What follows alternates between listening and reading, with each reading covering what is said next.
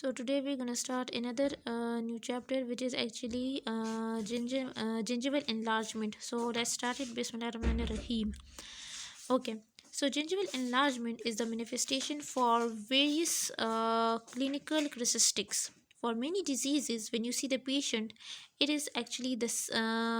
You can associate it this, like the patients of leukemia have the gingival enlargement. The patients like diabetes mellitus have gingival enlargement. Some people have also gingival enlargement due to drugs.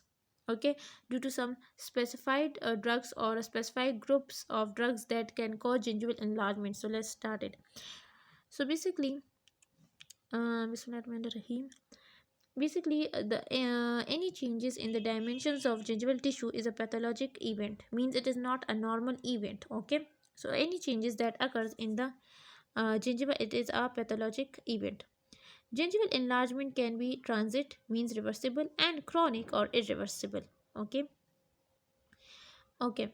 So when we say it is in other pathologic processes, means the inflammation of periodontal tissues typically results in three outcomes. Number one, if it is in early stages, so the it completely resolution of the inflammation and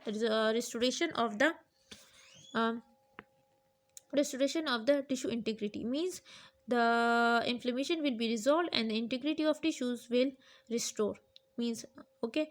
But if the inflammation worsen, so there will be a destruction of the periodontal tissues, okay, and loss of attachment of fibrosis, which is a chronic periodontitis. Okay, now let's study how the gingival hyperplasia occur. Fibrosis is one of the defense mechanism against the defense mechanism, means it is a normal physiologic response of the body to any foreign body or any process. Means a fibrosis is a defense mechanism against a progression of the periodontal inflammation. When the periodontal inflammation progress or worsen, the fibrosis happens.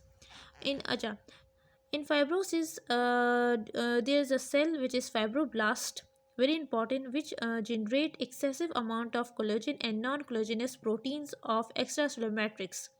Okay, so it deposits the collagenous and non-collagenous proteins in the extracellular matrix, and when there is an increased matrix deposition, means that there is an increased amount of the proteins in the matrix, so it is not properly balanced by enzymatic degradation, means the enzymes does not properly degrade the proteins of the matrix, due to which there is enough fibrotic changes in the soft tissues occur.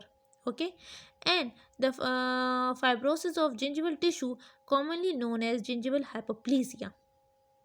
Okay, but when you in contrast to other tissues, in which if you see the in other tissues other than gingiva, the fibrosis is absorbed. So the gingival lesions are usually inflamed due to accumulation of bacteria and reduced oral care. Gingival, okay, means in other tissues when there is a fibrosis, so there is an accumulation of bacteria and due to the poor oral hygiene or reduced oral care. Gingival overgrowth lesions are unique in their pathogenetic mechanisms, means they have different pathogenesis.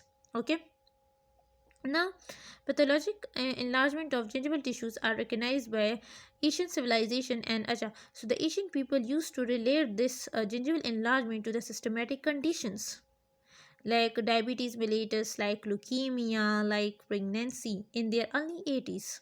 Okay, and most common form of gingival enlargement was resulted from systematic use of medications, which I have told you that certain medications cause the gingival enlargement.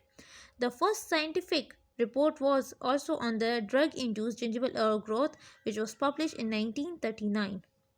Some drugs like a group of drugs like anticoagulants, which is a diphenyl hydantoinate, which is associated with the gingival enlargement association.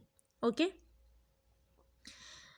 because many forms of gingival enlargement are associated with systematic factors and conditions, so the exact pathogenesis of the lesions is very important, that you should know how this lesion is occur for the better approaches to the treatment. Okay, in this chapter we will study the clinical features, the etiological